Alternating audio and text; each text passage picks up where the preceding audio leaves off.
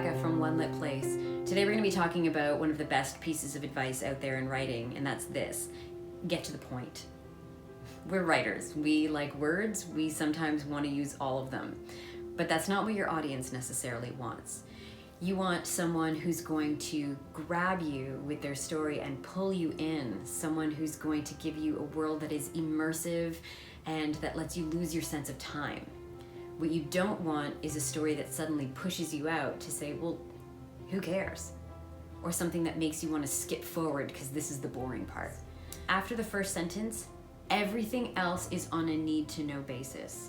What you want is to give your audience the information they need in order to be fully engaged with what's happening in the moment.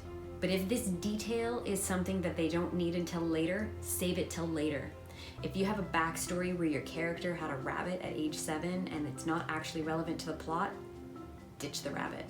What you want is an audience that is fully engaged at any given time, but with the information that they need and not a lot of extraneous stuff.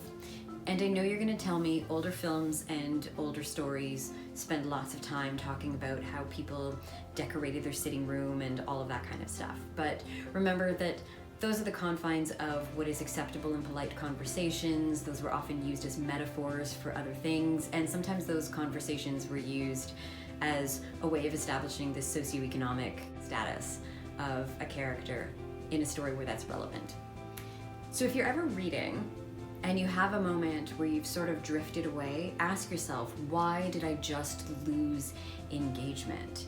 And what are the details that are in here that aren't relevant to me?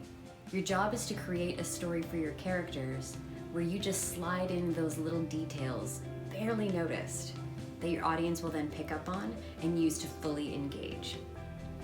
If you have any other questions about writing, join us at onelitplace.com. In the meantime, like and subscribe below. And if you have any other topics you'd like us to cover, just leave us a note in the comments. Now go and get to the point.